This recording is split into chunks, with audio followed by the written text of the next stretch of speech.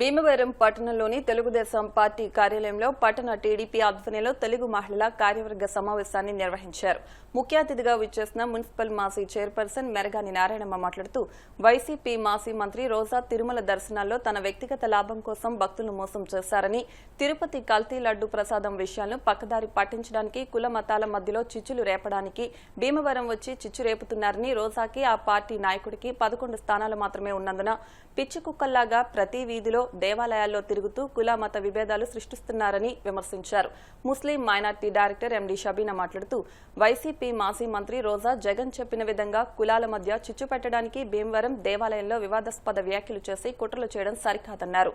TDP జిల్లా మహిళా అధ్యక్షురాలు మాదాసు కనకదుర్గ మాట్లాడుతూ దైవ దర్శనానికి వచ్చి దేవుడి గురించి మాట్లాడాల్సిన మాజీ మంత్రి రోజా కుల మత విద్వేషాలను ప్రసంగించి విభేదాలను సృష్టించడం అత్యంత నీచ రాజకీయమని, రోజా వ్యాఖ్యలను వెనక్కి తీసుకోవాలని డిమాండ్ చేశారు.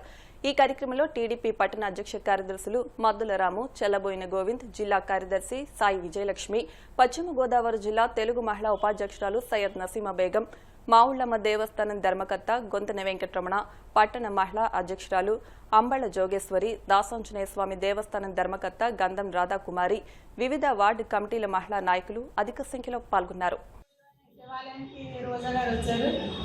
ఆవిడ వచ్చిన ఉద్దేశం ఏంటి, అక్కడ మాట్లాడే ఉద్దేశం ఏంటని అడుగుతున్నాను.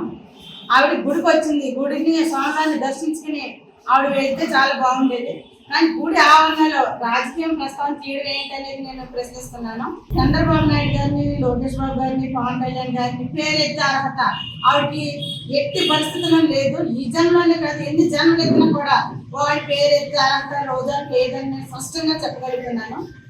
అంతేకాదండి, కనీస గౌరవం లేకుండా గౌరవ మంత్రి లక్ష్మీనారాయణ గారిని బాడీ సేవింగ్ చేసింది. ఎప్పుడు ఆ పంపులు వేసుకుని మాట్లాడినా అని అడుగుతున్నాను. నేను దీన్ని తీవ్రంగా ఖండిస్తున్నాను. ఒక మహిళలుగా మేము సిగ్గుపడుతున్నామండి. ఆ పూజలు చేసి ఏదో దైవికంగా ఉన్నానంటే సరికాదు. ఏం మాట్లాడుతున్నాం, ఏం చేస్తున్నాం అనేది గుర్తు పెట్టుకోవాలి. మా కూటమి ప్రభుత్వం వచ్చి సుమారుగా 2 సంవత్సరాలు అవుతుంది. ఎవరైనా ఒక్క మాట మేము చెడుగా మాట్లాడినట్టుంటే నిరూపించండి. మా సంస్కారం ఇది, మా నాయకులు మాకు అది నేర్పారు. కనీసం అది కూడా సిగ్గు నేర్చుకోవాలి. రాజకీయం చేస్తున్నారు అంటున్నారు, చేయకపోతే ఇంట్లో కూర్చోండి అంటున్నారు. ఎవరి ఇంట్లో కూర్చున్నారు, ఎవరి ఇంట్లో కూర్చోబెట్టారు ప్రజలు, అది మీరు గుర్తు పెట్టుకోండి. ఏం చేస్తున్నారు అనేది ప్రజలకు తెలుసు, మీకు తెలుసు. మీరు సపోర్ట్ మంచిగా చేస్తున్నారు. ప్రభుత్వానికి మీరు సపోర్ట్ చేయడం మానేసి ఇలాగ ప్రభుత్వాన్ని నాయకుల్ని బురదజల్లడం అనేది మేము తీవ్రంగా ఖండిస్తున్నాము. ఈవిడ మాటలు వెనక్కి తీసుకోకపోతే మాత్రం తీవ్ర పరిణామాలు ఉంటాయి. కుల రాజకీయాలు చేస్తుంది ఆవిడ తెలియదేమో. మా భీమవరం నియోజకవర్గంలో కులాలకి మతాలకి అతీతంగా, రాజకీయ పార్టీలకు అతీతంగా అందరూ సోదర భావంతో మెలుగుతాం. ఇక్కడ వచ్చి ఏదో మాట్లాడాల్సిన అవసరం అయితే లేదు. ఆ విషయం ఆవిడ తెలుసుకోవాలని సందర్భంగా తెలియజేస్తున్నాను. కూడా అంత కుసంస్కారంగా మాట్లాడాలని ఎవరు కూడా అనుకోలేదు. ఆవిడ గతంలో తెలుగుదేశంలో పనిచేసింది. ఆవిడ పనిచేసినప్పుడు నేను జిల్లా మహిళా అధ్యక్షురాలుగా చేశాను. ఆవిడ కూడా తిరిగాను కూడా, నాకు తెలుసు ఆవిడ నైజం ఏంటని. మరి ఎవరైనా పార్టీ వైఎస్ఆర్సీపీలోకి వెళ్ళి మా నాయకుడి మెప్పు కోసం, మరి పక్కం కట్టుకోవడం కోసం అని చెప్పేసి ఎదురు పార్టీ మీద బలచాలడం అనేది అనుమానించు. ఇవాళ కల్తీ జరగలేదని, కల్తీ జరగలేదు, కొవ్వు పదార్థాలు కొవ్వు జరగలేదని మరి మాట్లాడుతుంది. మరి సిట్ ఇచ్చిన సుప్రీంకోర్టులో సిట్ ఇచ్చిన దానికి సమాధానం అవి చెప్పాలి. అసలు కల్తీ నెయ్యి జరిగిందా లేదా? అసలు నెయ్యే లేకుండా రసాయనాలతో కలిపి పామాయిల్ కలిపి రసాయనాలు చేసి దేవుడికి పూజించింది. మరి అంతకంటే దుర్మార్గం ఎక్కడైనా ఉంటుందా? హిందువులు కాదు, పవన్ కళ్యాణ్ గారు, చంద్రబాబు నాయుడు గారు కాదని అంటుంది. హిందూ జన్మ ఎత్తినందుకు ఎవరైనా హిందువుగా ఉన్న తన కూడా హిందువే. మరి ఇలా మాట్లాడిన ఎంతమంది కరెక్ట్? మరి ఆవిడకి చిత్తశుద్ధి కానీ మనస్సాక్షి కానీ ఉండుంటే భగవంతుడిని కల్తీ చేయలేదని అంటలేదు. ఆవిడ జంతు కొవ్వు కలవలేదని చెప్తుంది. అసలు కల్తీ జరిగిందా లేదని దానికి సమాధానం చెప్పలేదు. మాజీ మంత్రిగా, ఒక ఎమ్మెల్యేగా, ఒక ఆడదానిగా నేను ఆ గుళ్ళో టెస్ట్ అయ్యింది. సమయానికి అక్కడ ఉంటే ఆ స్టాఫ్ ఏంటి మేము దర్శనం చేయించి పంపాం.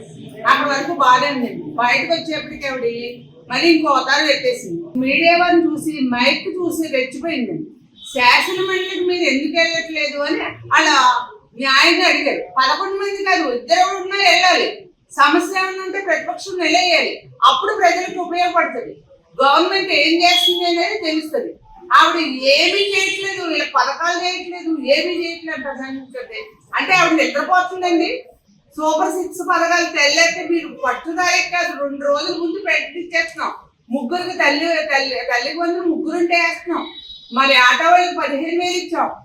అందరికి రైతు బంధు పథకం వేసాం. అందరికి పథకాలు అమలు చేస్తూ ఓ పక్కన గవర్నమెంట్ నడుపుతూ ఒక కొత్త రాజ్యాంగాన్ని నిర్మిస్తూ ముందుకెళ్తున్నటువంటి మన చంద్రబాబు నాయుడిని మరేమో పవన్ కళ్యాణ్ని అందరినీ నోటుకొచ్చినట్టు తిట్టింది. శాసన మండలిలో మోసిన్ రాజు గారిని ఏమీ అనలేదు.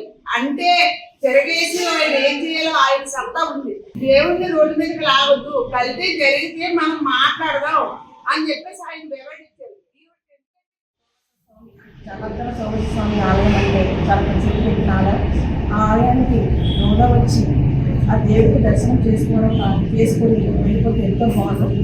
కానీ మా అధినేత నారా చంద్రబాబు నాయుడు గారికి, పవన్ కళ్యాణ్ గారికి, అలాగే అర్జునుడికి అందరికీ ఓటుకు వచ్చినట్టు మాట్లాడి వెళ్ళడం చాలా తప్పదు. అసలు రోజుని అడుగుతున్నాను, మీ నగరి నియోజకవర్గానికి ఎవరు అభివృద్ధి చేశారా? చేసి మీకు ప్రజలు ఈ స్థానంలో కూర్చోబెట్టేవారు. అలాగే మీకు 2024లో కూడా ప్రజలు కావాలని చెప్పి ఈ మాటలతో ఈ వ్యాఖ్యలతో కావాలని చెప్పి ఇంట్లో కూర్చోబెట్టారు. ఈ రోజు నువ్వు మాట్లాడుతున్నావంటే నీకు రాజకీయ భిక్ష పెట్టిందే నారా చంద్రబాబు నాయుడు గారు. ఒక మహిళగా నువ్వు ఇవాళ జగన్మోహన్ రెడ్డి పంచికి చేరి జగన్మోహన్ రెడ్డి మాట్లాడే మాటలు జగన్మోహన్ రెడ్డి నీతో మాట్లాడిస్తూ ఆడవాళ్ళని అన్నింటినీ రాజకీయం చేస్తూ మరి చేతకాని పార్టీని నడుపుతున్న చేతకాని జగన్మోహన్ రెడ్డికి ఈ రోజుని కూడా నువ్వు కొమ్ము కాస్తున్నావంటే మహిళలందరినీ తలదించుకునే విధంగా నువ్వు చేస్తున్నావు. ఎందుకంటే ఒక అచ్చెన్నాయుడు గారినైనా టీడీపీ పార్టీలో ఒక లీడర్నైనా ఎవరినైనా సరే నువ్వు మాట్లాడే ముందు నీ స్థాయి తెలుసుకోవాలి. ఎందుకంటే అదే అచ్చెన్నాయుడు గారు, అదే చంద్రబాబు నాయుడు గారు, అదే లోకేష్ గారు అదే పార్టీలో కదా నువ్వు పైకి వచ్చింది. ఇవాళ నువ్వు తెలుగుదేశం పార్టీని విమర్శించే స్థానం నీకు ఎక్కడ ఉంది? నువ్వు ఎక్కడ అడుగెడితే అక్కడ ఆ పరిసర ప్రాంతాలన్నీ మసైపోతుంది అనేది నువ్వు గుర్తుంచుకో. ఎందుకంటే ప్రపంచంలోనే చరిత్ర గల దేవస్థానం తిరుపతి దేవస్థానం. నిన్ను ఏదైతే ఈ జగన్మోహన్ రెడ్డి తిరుపతి పంపాడో ఆ రోజునే కదా ఈ తిరుపతి ఇవన్నీ కూడా మరకలు. నువ్వు తిరుపతి దేవస్థానం నువ్వు చేస్తున్న నిర్వాహకాలు ఏంటనేది ఆ రోజు ప్రశ్నించలేదా తెలుగుదేశం పార్టీ నాయకులు, కూటమి నాయకులు? మరి ఇవన్నీ నువ్వు ఎలా మర్చిపోతున్నావు? ఆడుదాం ఆంధ్రాలో ఒక క్రీడా శాఖ మంత్రిగా ఉండి 120 కోట్లు ఆవిడ అవినీతికి పాల్పడిన విషయం నీకు తెలియదా? వారానికి 2 సార్లు తిరుపతి వెళ్ళి టికెట్లు అమ్ముకున్న సంగతి నీకు తెలియదా? అటువంటి తప్పుల మీద తప్పులు చేసుకుంటూ వైసీపీ గవర్నమెంట్ లో ఆంధ్ర రాష్ట్ర ప్రజలతో ఆడుకున్నది మీకు తెలియదా?